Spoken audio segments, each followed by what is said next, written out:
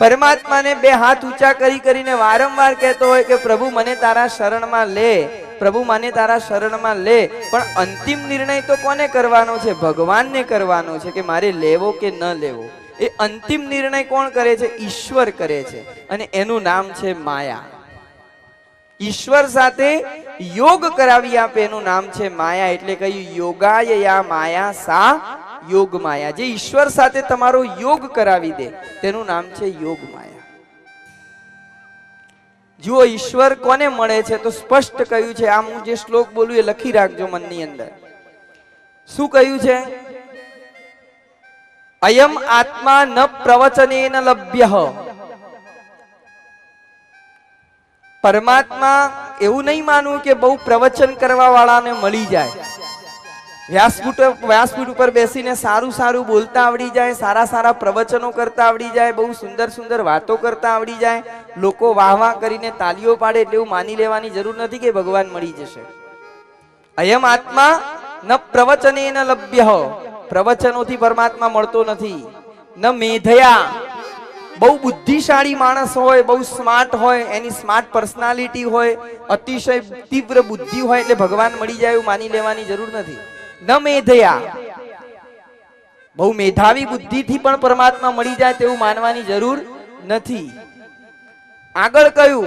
ન બહુધા શ્રુતેન, વધુ પડતું સાંભળ કરીએ ને ભગવાન મળી જાય એવું પણ માનવાની જરૂર નથી કે હું બહુ કથાઓ સાંભળું છું ને બહુ સારી સારી વાતો સાંભળું છું એટલે મને ભગવાન મળી જશે।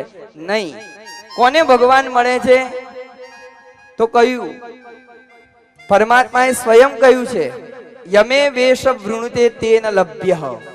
જેને એ પોતે નક્કી કરે છે કે આ જીવની મારે જરૂર છે, એ પોતે વરણ કરે છે કે નહીં આના સાથે મારે લગ્ન કરવા છે, અને એનું જે પોતે ઈશ્વર જેનું વરણ કરે એ જ મુક્ત થઈ શકે છે। એટલે એ ફાઇનલ નિર્ણય કોના હાથમાં છે? એના હાથમાં છે। યમે વેશ વૃણુતે તેન લભ્યઃ, આ ઉપનિષદનું વાક્ય છે। એ નક્કી કરે છે કે આની મારે જરૂર છે। આપણે બધા રોજ બોલીએ તો છીએ નમઃ પાર્વતી પતયે હર હર મહાદેવ હર। હવે આ હાથ ઊંચા કેમ કર્યા બધાએ? કહો મને ચલો, એનો અર્થ શું થાય? કરી તો નાખો છો, બોલો સાહેબ।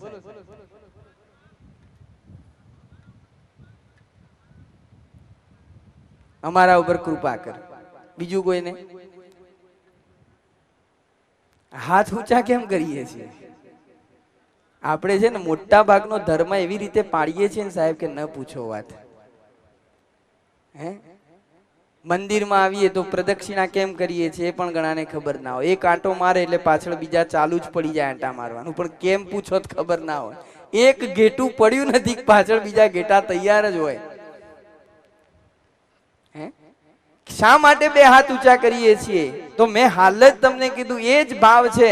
આપણે બાળક છીએ અને બાળક તરીકે પરમાત્માને કહીએ છીએ કે પ્રભુ તું મને તારી ગોદમાં લે, પ્રભુ તું મને તારી ગોદમાં લે। એટલા માટે કહીએ છીએ નમઃ પાર્વતી પતયે હર હર મહાદેવ હર। તું મને તારા ખોળામાં બેસાડ, તું મને ઉપાડ। અને એ નિર્ણય અંતિમ આવું કરીશું તો ક્યારેક તો એને કૃપા વરસશે, ક્યારેક દયા આવશે અને ઉચકી લેશે આપણને અને એના ખોળામાં બેસવા મળશે। આ ભાવ છે એની પાછળ।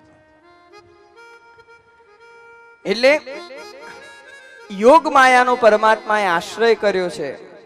પ્રભુ આવ્યા છે શરદ પૂનમની રાત્રિની અંદર, વૃંદાવનની અંદર સુંદર મજાનો ચંદ્ર પૂર્ણ કલાએ ખીલ્યો છે। આકાશની અંદર ચંદ્રની ચાંદની પથરાયેલી છે। ચંદ્રની ચાંદની અંદર ગોવર્ધન ભગવાન જાણે કે નાહી રહ્યા હોય તેવા દેખાઈ રહ્યા છે। ચંદ્રના પ્રકાશથી ચળાઈ અને વૃક્ષોના પાંદડાઓમાંથી પ્રકાશ નીચે આવી રહ્યો છે। શાંત મંદ ધીમી ગતિથી યમુનાનું જલ વહી રહ્યું છે। પ્રભુ આવ્યા, એક વૃક્ષ નીચે પગની આંટી મારી પરમાત્માએ, લલિત ત્રિભંગી થયા છે પ્રભુ. કમરને સહેજ ઝુકાવી, એક તરફ ગરદનને પરમાત્માએ ઝુકાવી છે. વામ બાહુકૃત વામ કપોલ થયા પરમાત્મા. હાથની અંદર વાંસળી લીધી પ્રભુએ, અને વાંસળીની અંદર પરમાત્માએ જ્યાં સૂર ફૂંક્યો ત્યાં વૃંદાવનની અંદર વાંસળી વાગવા લાગી છે.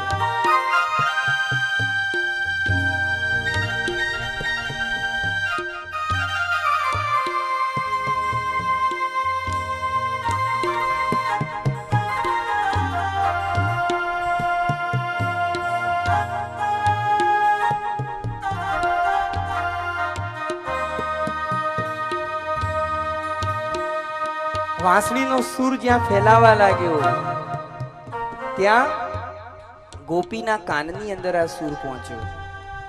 ગોપીઓ ઘરે કામ કરતી હતી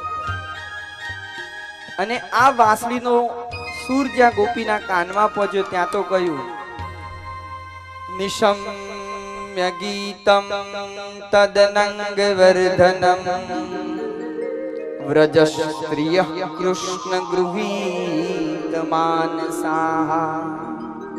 આ સૂર કેવો હતો?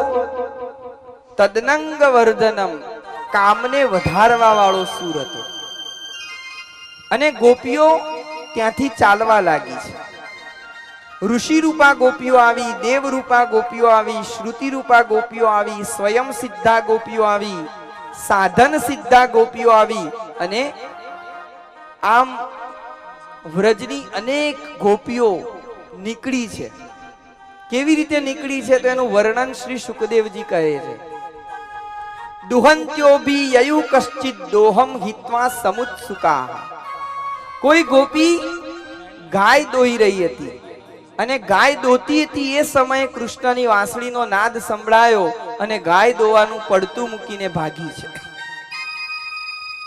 પાયંત્વા શિશુનપયઃ, કોઈ ગોપી પોતાના બાળકને સ્તનપાન કરાવતી હતી અને એ સમયે કૃષ્ણની વાંસળીનો નાદ સાંભળ્યો અને એને છોડી અને ગોપી ભાગી છે. શુશ્રુષ્યંત્ય પતિન કશ્ચિદ, કોઈ ગોપી પોતાના પતિની સેવા કરતી હતી અને એ સમયે કૃષ્ણની વાંસળીનો નાદ સંભળાયો, પતિની સેવા છોડી અને ભાગી છે. અશ્યન્ત્યોપાસ્ય ભોજનમ, કોઈ ગોપી પોતાના વડીલોને ભોજન પીરસતી હતી ઘરની અંદર અને એ સમયે કૃષ્ણની વાંસળીનો નાદ સંભળાયો, ભોજન પીરસવાનું પડતું મૂકીને ગોપી ભાગી છે. લિંપંત્ય પ્રમૃજંત્યના, કોઈ ગોપી પોતાના શરીર ઉપર ચંદનનો લેપ લગાવતી હતી અને એ સમયે કૃષ્ણની વાંસળીનો નાદ સાંભળ્યો અને લેપ લગાવવાનું પડતું મૂકીને ગોપી ભાગી છે. કોઈ ગોપી કપડા બદલતી હતી અને એ સમયે કૃષ્ણની વાંસળીનો નાદ સંભળાયો, ઉલટ સુલટ કપડા પહેરી અને ગોપી ભાગી છે. કોઈ ગોપી પોતાના માતા પિતાની સેવા કરતી હતી, એ સેવા કરતા કરતા જ્યાં વાંસળીનો નાદ સંભળાયો એમના એમ ગોપી ભાગી છે. કોઈ ગોપી અલંકારો ધારણ કરતી હતી ને કૃષ્ણની વાંસળીનો નાદ સંભળાયો, હાથના પગમાં પહેરી દીધા આભૂષણો, પગના હાથમાં પહેરી દીધા, કઈ ભાન રહ્યું નહીં ને એમના એમ ગોપી ભાગી છે. રાસની અંદર દેહનું મહત્વ નથી એનો બીજો પુરાવો અહીંયા મળે છે. જો દેહનું મહત્વ હોય ને તો ગોપી સજી ધજીને ગઈ હોત, પણ દેહનું મહત્વ નથી. હે, આપણને કથામાં આવવાનું મોડું થતું હોય અને તૈયાર થતા હોય ને ખબર પડે કે 9 વાગી ગયા છે, શાસ્ત્રીજી આવી ગયા છે, ચલો ભાગો, અને એમના એમ એક આંખની અંદર મેશ નાખી હોય ને બીજી આંખમાં બાકી હોય એવી કોઈ ગોપી આવી છે? ગાડી છે કોઈ? ઉલટ સુલટ નહીં, ભલે અડધો કલાક લેટ થઈએ તો થઈએ પણ ટીપ ટોપ થઈને જ જવાનું. એમાં જરાય નહીં ચલવી લેવાનું. રાસની અંદર શરીરનું મહત્વ નથી એનું પ્રમાણ અહીંયા આપે છે, ધ્યાન આપજો. કોઈ ગોપી એવી હતી તો કહ્યું, અંતર્ગૃહ ગતા કશ્ચિત ગોપ્યો લબ્ધ વિનિર્ગમા કૃષ્ણમ તત ભાવના યુક્તા દદ્યુર્મિલિત લોચના. કોઈ ગોપી પોતાના કર્તવ્યમાં એવી બંધાયેલી હતી કે તે ન આવી શકે તેમ હતી, આવી શકે તેમ ન હતી. તો એ ગોપીએ શું કર્યું? જ્યાં આગળ હતી ત્યાં જ ઊભા ઊભા પોતાની આંખો બંધ કરી દીધી અને જ્યાં હતી ત્યાં જ એને રાસનો અનુભવ થવા લાગ્યો પરમાત્માની કૃપાથી. કર્તવ્ય એવું હતું કે કર્તવ્ય સામે આવી શકે તેમ નહોતી એ પ્રભુ પાસે. તો એને શું કર્યું? જ્યાં હતી ત્યાં જ પોતાની આંખો બંધ કરી દીધી અને આંખ બંધ કરી અને જ્યાં હતી એ જ જગ્યાએ એને કૃષ્ણની રાસનો અનુભવ થવા લાગ્યો. આ રાસમાં શરીરનું મહત્વ નથી, એનો ત્રીજો પુરાવો અહીંયા મળે છે. જો શરીરનું મહત્વ હોય તો ત્યાં જવું ફરજિયાત હતું. આપણને એવું બને છે કે આપણા કોઈ સંબંધીના ત્યાં રાસ ગરબાનો પ્રોગ્રામ રાખ્યો હોય અને આપણે ન જઈ શકીએ તો ઘરે બેઠા બેઠા આંખ બંધ કરીએ તો એ રાસ ગરબાનો અનુભવ થાય છે? નથી થતો. રાસ ગરબાનો અનુભવ કરવો હોય તો ત્યાં જ જવું પડે શરીર લઈને. પણ અહીંયા રાસમાં શરીરનું મહત્વ નથી, એનો ત્રીજો પુરાવો સુખદેવજી અહીંયા આપે છે કે જ્યાં હતી ત્યાં એને આંખો બંધ કરી દીધી અને આંખો બંધ કરી તો એને ત્યાં જ રાસનો અનુભવ થવા લાગ્યો છે. ગોપીને આવવું સહેલું નતું. કયું છે? તાવાર્ય માણાહા પતિભિ પિતૃભિ ભાતૃબંધુભિ. રોકી છે ગોપીને. પહેલા જ કોને રોકી છે બહાર નીકળતા? તાવાર્ય માણાહા પતિભિ. પહેલા જ તમે સત્કર્મ કરવાની જ્યારે વિચાર કરશો ને ત્યારે પહેલું રોકવા વાળું તમારા ઘરમાંથી જ હશે. તમે જ્યાં ભક્તિના માર્ગ ઉપર આગળ ચાલવાનો પ્રયત્ન કરશો, ભગવાનના ભજન કરવાનો વિચાર કરશો, કઈ સત્કર્મ કરવાનો વિચાર કરશો, ત્યારે પહેલો રોકનાર કોણ હશે? કાં તો પતિ માટે પત્ની હશે, કાં તો પત્ની માટે પતિ હશે. પહેલા જ પતિએ જ રોકી છે અહીંયા. પહેલા જ ડાયવર્ઝન જે આવે ને એ પોતાના માણસથી જ આવે. તમે વિચાર કરો સાહેબ, તદ્દન વિરુદ્ધ પાત્રો કેવી રીતે એક થઈને રહે છે, આપણને આમ ઘણી વખતે વિચાર આવે. તદ્દન વિરુદ્ધ પાત્રો હોય પતિ પત્ની અને 50-50 વર્ષ 60-60 વર્ષ જોડે રહેતા હોય. એકને જમવામાં તીખું ભાવતું હોય તો બીજાને ગળ્યું ભાવતું હોય. એકને સુવે એટલે એસી કરવા જોઈતું હોય તો બીજાને ચોરસો જોઈતો હોય. એકને જાડું ઓશીકું જોઈતું હોય તો એકને પતલું ઓશીકું જોઈતું હોય. તદ્દન વિરુદ્ધ પાત્રો છે અને છતાંય 50-50 વર્ષ 60-60 વર્ષ જોડે કાઢી નાખે છે. આ કુદરતનો ચમત્કાર જ છે કે મોટો, બીજું શું છે?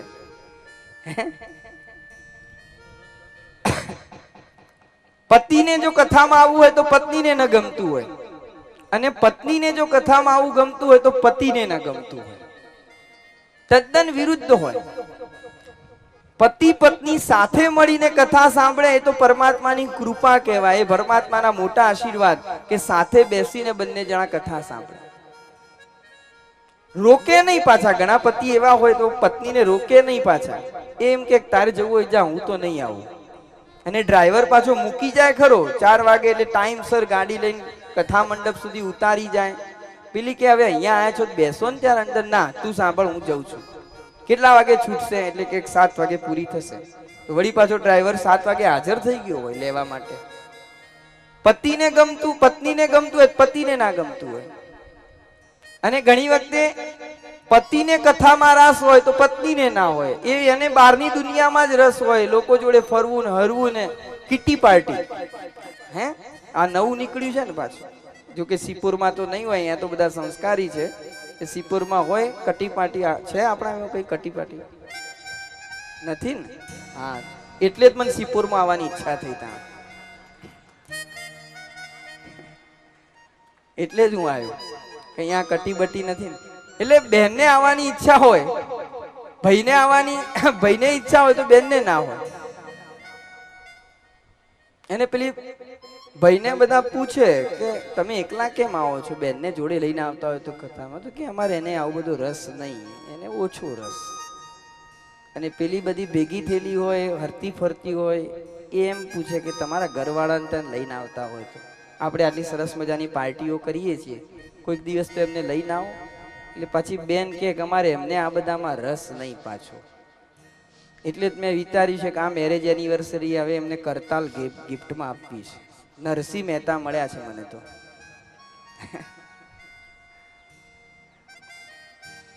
એટલે પહેલા જ તમને કોણ રોકશે? કયું? પતિ રોકશે.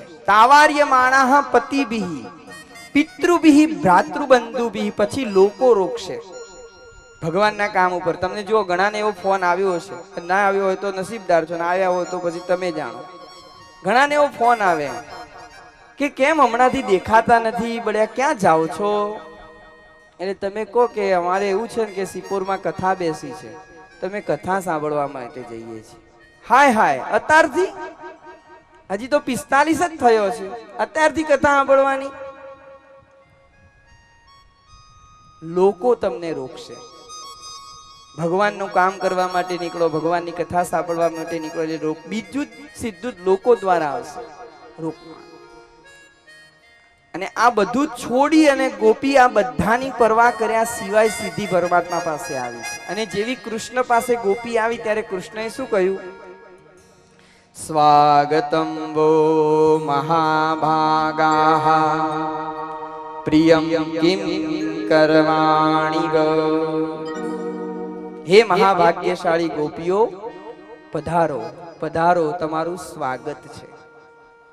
પરમાત્મા શું બોલ્યા છે? એક એક શબ્દને સાહેબ સમજો. જુઓ, રાસ પંચાધ્યાયી છે ને એ બહુ તત્વજ્ઞાન અધ્યાત્મથી ભરેલો વિષય છે.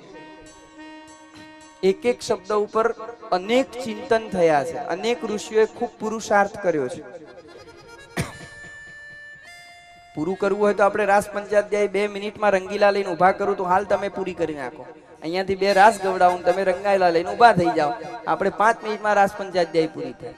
પણ એવી નથી કરવી. સમજીને રાસ રમાડવા છે. રાસ તમને રમાડવા છે પણ સમજીને. સમજ્યા વગર એમને રંગીલા લઈને કુદાકુદ નથી કરાવવું. આપણે સમજો અને પછી રાસ રમો, એનો આનંદ આવશે.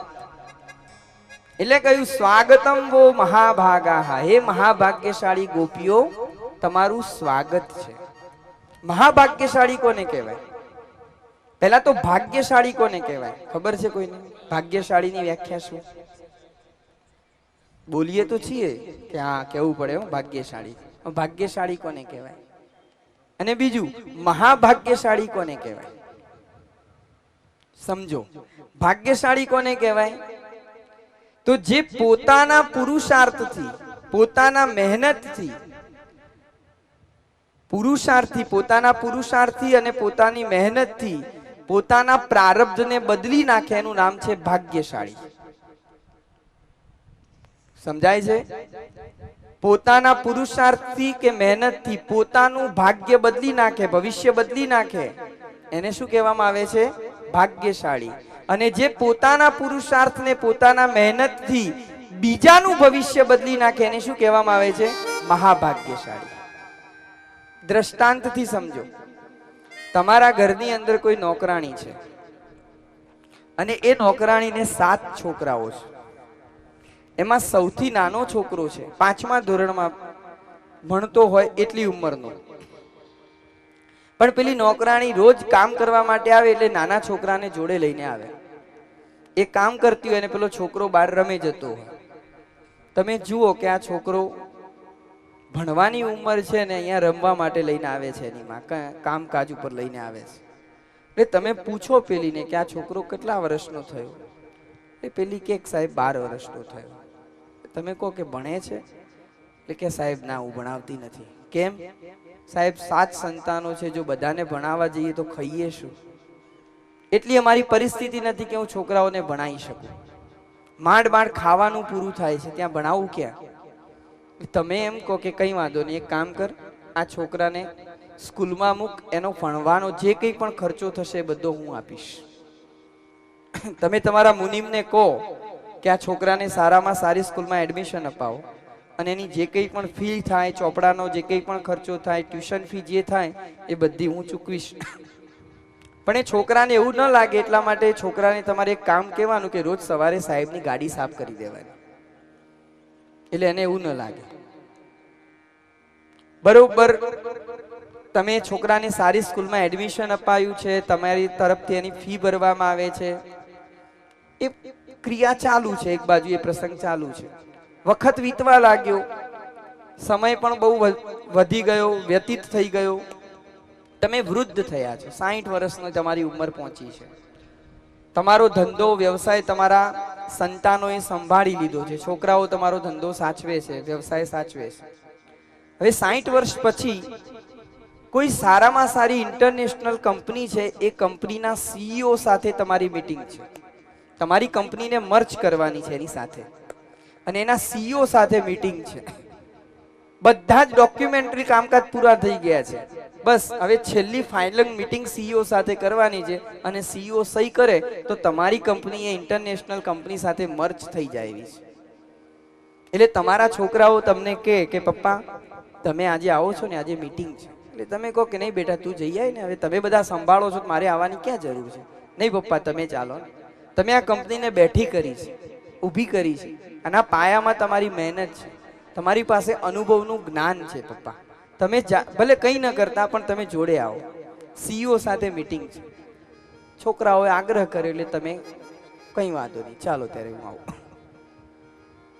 તમે તમારો શૂટ બૂટ પહેરી તૈયાર થઈ અને છોકરાઓ સાથે જાઓ છો સીઈઓને મળવા માટે. બહાર એની સેક્રેટરી તમને બેસાડે છે, તમારું સ્વાગત કરે છે. પછી અંદર સાહેબને સીઈઓ સાહેબને મેસેજ આપે છે, એપોઇન્ટમેન્ટનો જે ટાઈમ છે ટાઈમ પ્રમાણે તમે ટાઈમસર પહોંચી ગયા છો. અને તમે એ સીઈઓની ઓફિસની અંદર દરવાજો ખોલીને જેવી એન્ટ્રી લો અને એન્ટ્રી લઈને હજી તો થોડા અંદર જાઓ છો, ત્યાં જે સીઈઓની ચેર ઉપર માણસ બેઠો હોય એ ઊભો થઈ અને આવી અને તમારા પગમાં પડે, તમને પગે લાગે. તમારા મનથી એમ કે વડીલોને માન આપતો હશે. પછી એમ કે અંકલ મને ઓળખ્યો? એટલે તમે કહો કે હવે આટલો મોટો માણસ એને તમે એમ કેવી રીતે કહો કે ન ઓળખ્યો? એટલે તમે કહો હા હા હા ઓળખ્યો. એમ નહીં અંકલ, તમે મને ઓળખ્યો પહેલા એ કહો. તમે કહો કે હવે એવું છે કે ઉંમર થઈ ગઈ છે, 60 વર્ષ ઉપર નીકળી ગયો છું, બહુ યાદ નથી રહેતું, આપણે ક્યાંક મળ્યા હતા? એટલે પેલો દીકરો ફરીથી પૂછે સાહેબ કે અંકલ તમે મને ઓળખ્યો કે ન ઓળખ્યો? તમે કહો કે તમે તમારી રીતે કહો તો સારું. હવે ત્યાં પેલો કે અંકલ હું એ જ છોકરો છું કે જેની સ્કૂલની ફી તમે ભરતા હતા અને તમારી ગાડી હું સાફ કરતો હતો, અને તમે મને ભણાવ્યો ત્યારે હું મોટો માણસ બનીને આ સીઈઓની ખુરશી ઉપર આજે બેઠો છું. આ સાંભળીને તમારા મનમાં શું થશે? કે કહેવું પડે આ છોકરાનું કેવું ભાગ્ય કહેવાય. ખરેખર આ છોકરો બહુ ભાગ્યશાળી છે કે એને એના પુરુષાર્થથી એનું ભવિષ્ય શું કર્યું? બદલી નાખ્યું. એને મહેનત કરી, ભલે મેં પૈસા આપ્યા પણ મહેનત તો એને કરી ને. આજે આ પોસ્ટ ઉપર સીઈઓની પોસ્ટ ઉપર આટલી ઇન્ટરનેશનલ કંપનીના સીઈઓની પોસ્ટ ઉપર આ છોકરો પહોંચ્યો, એની મહેનતથી એની લગનથી પહોંચ્યો છે. તમારા મનમાં થશે કે નહીં કે નહીં આ છોકરો ખરેખર ખૂબ ભાગ્યશાળી છે. કેમ ભાગ્યશાળી છે? કારણ કે એને એના પુરુષાર્થથી એનું ભવિષ્ય શું કર્યું? બદલી નાખ્યું. એટલે જે પોતાના પુરુષાર્થથી પોતાનું ભવિષ્ય બદલી નાખે છે એને શું કહેવામાં આવે છે? ભાગ્યશાળી કહેવામાં આવે છે. જ્યારે મહાભાગ્યશાળી કોને કહેવાય? તો એનું ઉદાહરણ સમજો. કોઈ વૈષ્ણવને તકલીફ છે, બીમાર રહે છે, પોતાના તરફથી ડોક્ટરી બધી જ ટ્રીટમેન્ટ કરાવે છે, ડોક્ટરો પાસે જાય છે, દવા લે છે, નિયમિત એની જે કંઈ પણ કરવી પડે તે બધી જ સારવાર તે કરાવે છે, પણ રિકવરી આવતી નથી રોગની અંદર. અને કોઈ સંતને ખૂબ માને છે, કોઈ મહાપુરુષને ખૂબ માને છે, અને મહાપુરુષને પ્રાર્થના કરે, દર્શન કરવા જાય એટલે ગુરુને કહે, મહાપુરુષને, સંતને કે બાપજી અમારી રીતે તો અમે બધા જ પ્રયત્નો કરીએ છીએ, સારામાં સારા ડોક્ટરો પાસે જઈએ છીએ, ડોક્ટરો જે પ્રમાણેની ટ્રીટમેન્ટ બતાવે તે કરીએ છીએ, એક્સરસાઇઝ બતાવે તે કરીએ છીએ, દવાઓ પણ લઈએ છીએ, પણ રોગની અંદર કોઈ રિકવરી આવતી નથી. બાપજી તમે થોડી ભગવાનને પ્રાર્થના કરજો ને કે સાજા થઈ જાય. આવું તમે કહો અને પેલા સંતને તમારા ઉપર લાગણી હોય, અને એ સંત, એ મહાપુરુષ, એનો પોતાનો તો કોઈ અંગત સ્વાર્થ નથી, પણ એ ભગવાનને બે હાથ જોડીને કે વ્યાસ નારાયણ દાદાને કે દાદા માણસ સારો છે, જો એનું પ્રારબ્ધ હોય તો દાદા એ જલ્દી સાજો થઈ જાય, એટલી તને પ્રાર્થના કરું છું કે સ્વસ્થ થઈ જાય.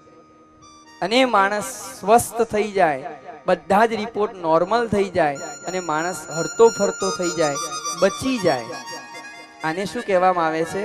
મહાભાગ્યશાળી. સંતને શું કહેવામાં આવે? મહાભાગ્યશાળી. કે સંતે શું કર્યું? પોતાના પુરુષાર્થથી બીજાનું ભાગ્ય શું કર્યું? બદલી દીધું. બીજાનું ભવિષ્ય શું કર્યું? બદલી દીધું. એટલે સંતો કોણ છે? મહાભાગ્યશાળી છે. જે પોતાના પુરુષાર્થથી પોતાનું ભવિષ્ય બદલે તે ભાગ્યશાળી, અને જે પોતાના પુરુષાર્થથી બીજાનું ભવિષ્ય બદલી શકે તેને શું કહેવાય? મહાભાગ્યશાળી કહેવાય. એટલે સંતો મહાભાગ્યશાળી હોય છે કે જે બીજાનું ભવિષ્ય બદલી શકે છે. અહીંયા ગોપીઓને કૃષ્ણએ શું કહીને બોલાવી છે? સ્વાગતમ વો મહાભાગા. હે મહાભાગ્યશાળી ગોપીઓ, તમારું સ્વાગત છે. ગોપીઓને કૃષ્ણએ મહાભાગ્યશાળી કહી છે. શેઠ નોકરનો હાથ પકડે અને નોકરનો હાથ પકડી રાખે, એ નોકરનું ભાગ્ય કહેવાય. શેઠ નોકરનો હાથ પકડે અને પકડી રાખે, નોકરનું શું કહેવાય? ભાગ્ય કહેવાય. એક પતિ પોતાની પત્નીનો હાથ પકડે અને પકડી રાખે, એ પત્નીનું સૌભાગ્ય કહેવાય. એક પતિ પત્નીનો હાથ પકડે અને પકડી રાખે, એ પત્નીનું સૌભાગ્ય કહેવાય. એક પિતા પોતાના પુત્રનો હાથ પકડે અને પકડી રાખે, એ પુત્રનું સદભાગ્ય કહેવાય. અને ભગવાન એક ભક્તનો હાથ પકડે અને પકડી રાખે, એ ભક્તનું શું કહેવાય? મહાભાગ્ય કહેવાય.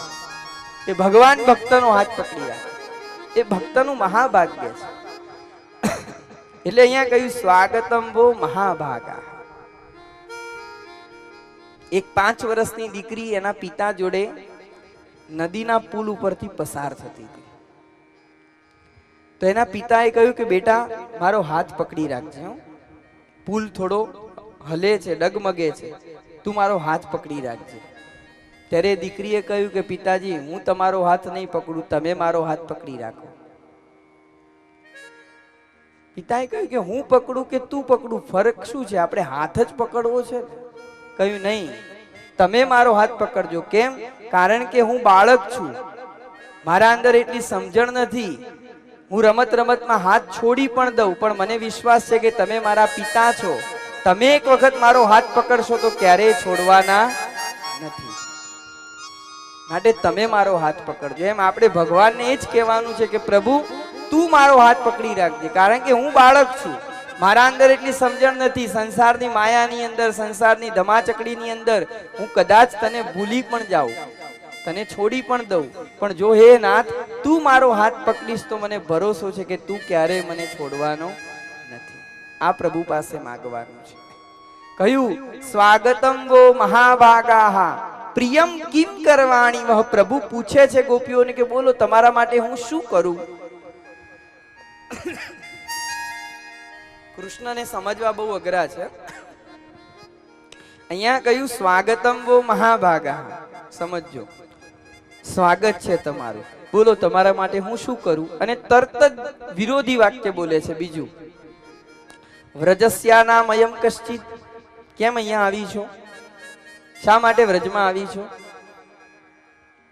હવે વૃતાગમન કારણમ, આવવાનું કારણ શું છે? ભગવાન કહે છે.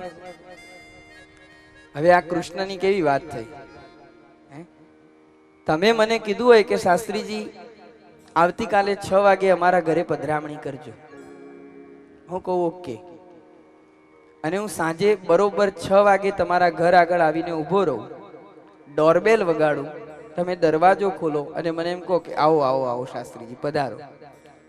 અને હું જેવો તમારા ઘરમાં આવું ત્યાં તમે મને પૂછો કેમ આવું થયું, કઈ કામ હતું? તો તમે હું શું વિચારું કે આ માણસ હવે ભૂખ્યા રાખશે. એક તો જમવાનું નિમંત્રણ આપ્યું હતું શાસ્ત્રીજી કે આજેનું જમવાનું અમારા ઘરે છે, સાંજે 6 વાગે આવજો. અને બરોબર આપણે 6 વાગે પહોંચી ગયા છીએ અને હવે એમ પૂછે છે કેમ આવવાનું થયું. કૃષ્ણએ આવી હાલત ગોપીઓની કરી. કહ્યું તું કે શરદ પૂનમની રાત્રિએ હું તમારી સાથે રાસ રમીશ. શરદ પૂનમની રાત્રિ પણ આવી ગઈ. પોતે વાંસળી વગાડીને ડોર